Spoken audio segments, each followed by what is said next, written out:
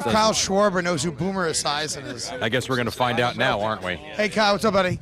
My guess is that Kyle's never heard of Boomer. We're going to find out. Jerry, thank you very much. Zip it until I introduce you. Ladies and gentlemen, joining us now. Zip it until I introduce you. There are two moments in my life where I felt old. Yes. The first time a Playboy Playmate was younger than me, born years after I was. Okay. That drove me crazy. Right. What do you mean she was born in '87? What the F is that? And this week when I met Trevor Siemian, the quarterback of the Broncos, and now Kyle Schwarber, who I was expecting Paul Bunyan to show up here. And no disrespect, Kyle, but you ain't Paul Bunyan. That being said, you know how to play baseball, man. Welcome. It's Boomer and Craig. We're in New York, and of course, CBS Sports Network and 90 million homes. This is a big spot for you. Don't be nervous. Super nervous. We're gentle. Super. Right? So they say you want to catch again. Now your knees all banged up. They ain't gonna. You think the Cubs would let you catch? I guess that's the thing that we're still trying to figure out. You guys got a good catcher. Oh, I'm not stupid. Trust me. Like we got one of the most talented catchers in the league coming up. Right. And Wilson Contreras. And I feel like I still got something to bring back there. Right. Mentally and everything. And you're only 23 years old. It's not like I know. you're 30 years old that we got to start talking about moving your positions and all that. Well, I would step back. I stepped away from the game pretty much this whole year, and the way I'd spend my time is I would go through the way that we would attack hitters, pretty much as a pitching staff. So I would be a guy who would pretty much type up a report, right, and then I would send it to the other guys who'd make reports. And then we would compare and contrast notes. Did you do that on your own, or were you asked to do that? Well, I wanted to do it. Oh, you did? And so you were knee deep in it. I got it. Yeah, exactly. I wanted to be invested, keep my mind going. I had to find a way to contribute when I can't be out there on the field. So did things like that. So that's why I feel like I still have something to contribute back there. But obviously, if the doctor doesn't say we're good, we're not going to do it. When they decided, it's a legendary story. A, the Cubs win a World Series. B, the story of the kid's going to come back, he's going to play, but we can't put him in the outfield because you don't know cutting and this and that.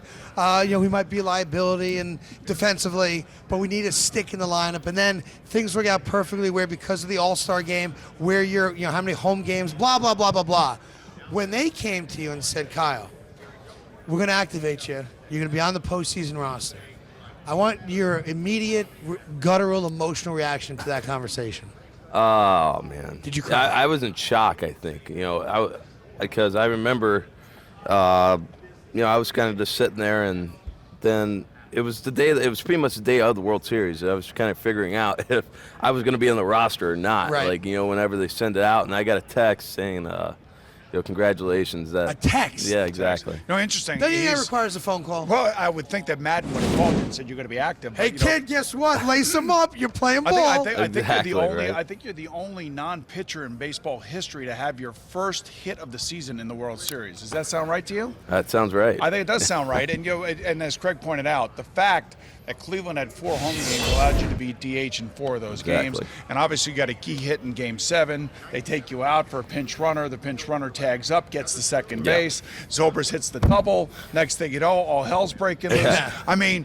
So I was telling Craig, I went out to an autograph signing in Chicago, and you guys had a home game. You were hurt, and Chris Bryant was coming in after me. There must have been 10,000 people waiting for Chris Bryant. You guys are like rock stars now, the Cubs, and I know it must be that way in Chicago, and you being from Ohio and everything else, it's got to be like a little bit of like, oh, I can't believe what is happening here. Exactly.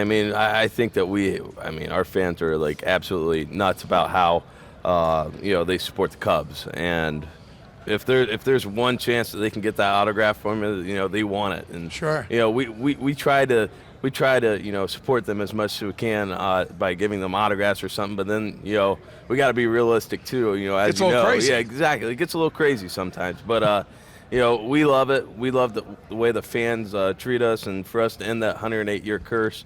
Bring it back all the way to Chicago and have that 5 million people parade. You walk on water every single one of you. It's great. It's like cool. I played 7 games. You're a rock star. Theo Epstein, Boomer and I, we've never had him on the show, but guy, you guys in Boston, he's the single best executive, arguably in the history of baseball. I remember watching the World Series. I remember, Joe Buck saying, "You're his guy." and not in a negative way, that Theo Epstein loved you beyond the fact you could hit the ball, that you were a rah-rah guy, and the older guys on the team, I mean they're 30, loved having you around because you were infectious. And that for some reason struck a chord with me, that personality-wise, the guys loved having you around.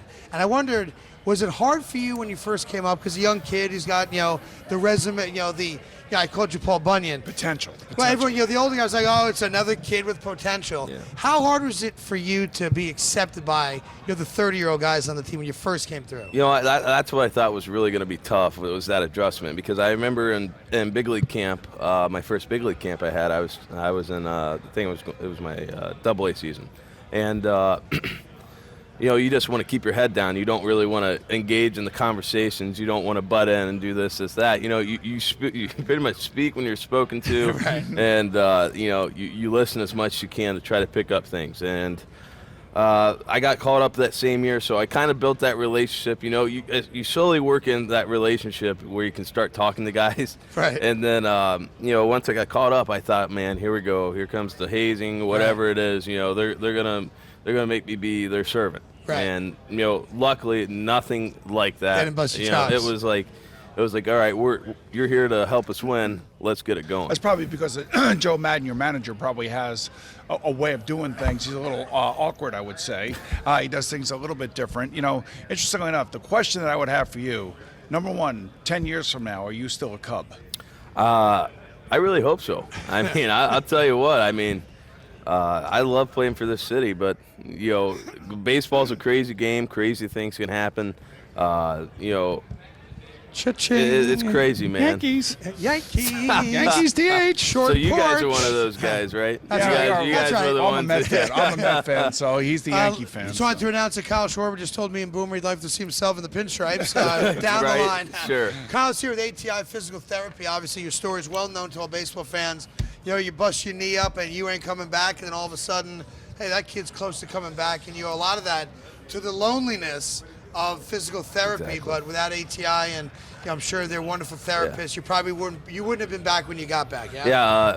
ATI is one of the fastest growing physical therapy clinics, in the country, and for them to be a sponsor of the Cubs, and for them to have someone who worked with the Cubs, and when the team would go on the road and I would stay back, and for them to send me someone who would work with me, that's just things that speak to the way that these guys go about their business, and I couldn't ask for a better group of therapists and a better group of doctors that I had, and our training staff over with the Cubs. Sure. These guys worked their butts off to to put up with my tired act, and to make sure that I came in every day ready to get after it.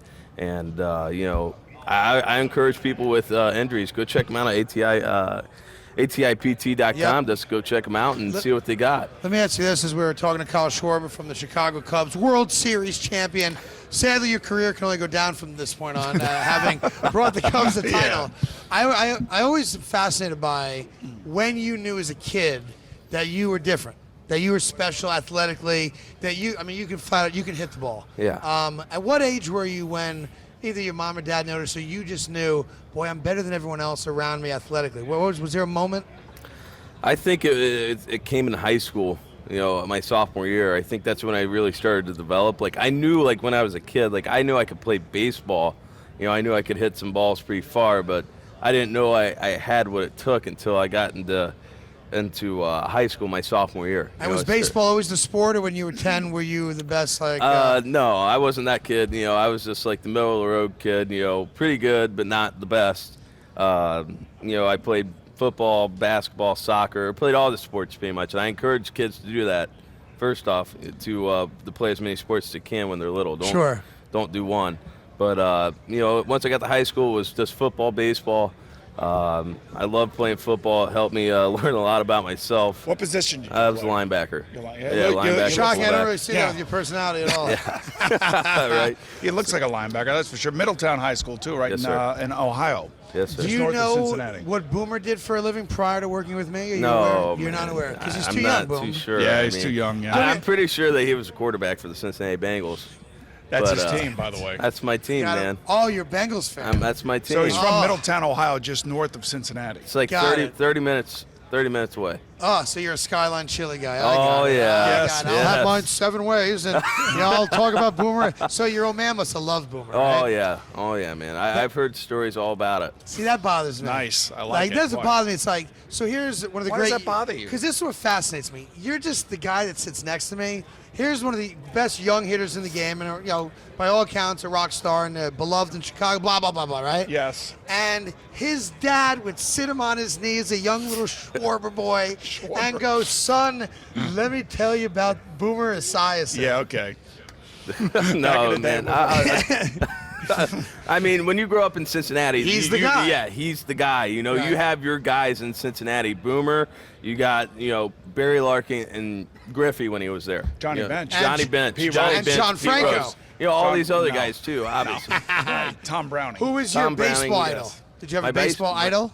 I mean, I really liked watching Larkin play a game in Griffey when Griffey was there. Right. And then once I started getting older, I watched Votto because Sure. I wanted to get a better understanding of how to hit.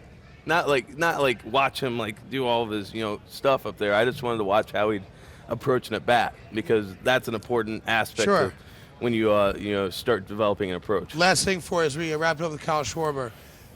We've talked to almost every young star player in baseball across the league, and we always bring up the steroids and then PEDs. Yeah. And we've felt, not to speak for Boomer, that there's this great kind of injection of young guys who can play their asses off, who would never consider doing it. And it's important to those guys that they play clean and they're known as, hey, we're revitalizing the sport without the drugs. Exactly. And I assume you're the same way. Yeah. And I wonder if you guys have ever collectively, does that come up in a conversation amongst the guys? I don't think it would come up in a conversation. It's just kind of, it's out there. Whenever you see a guy, you just know. And obviously it's frowned upon, and they paid their dues. But me personally, I would never want to do that. This game's a grind, and I find myself as a grinder. And that's the way I want to play throughout my whole career. I imagine that's why you Interesting love how Ken Griffey Jr. 'cause Yeah, that's exactly. how he played. That's the way he played. That's the way Barry Larkin played as well. The interesting thing is that, it was Mike Trout that basically came out and really was the first guy to really talk about today's game and what the game is all about, and the players who are playing today's game would never even consider that. So hopefully that's going to be the case for you guys. Good luck. It was great to meet you. Very nice. Hold to on meet one you. sec. Yeah. We want to What's see if that? I want to see if you can catch a football. Well, okay. So I'm going It's to a throw it to you. linebacker. He can't catch. I don't want to hurt your thumb though. Hold on. This is going to be interesting. As Craig walks across. I'm going to throw you a pass. All right. I'm going to throw you a pass. All right, and then I'll be the only guy in America to say he threw a completed pass, assuming you don't butterfingers. Don't pretend the lights are in your eyes. I'm going to throw you 2. right. One soft and one I'm going to zip in there. All right, All come right, on. here we are. Here's the Bring it first in. one. That's all All right. right, all right. Bring it in. Pretty good. Bring it He's in. a bit of a liability defensively. I can see that now. Here we go. Come on. All right, got it. Kyle Schwarber. Good meeting you. Thanks for coming by. Thanks, guys. great I meeting you, And appreciate man. it. check Good out luck. Good luck. the therapy center as well. ATI Physical Therapy. Check it out. We got some business to take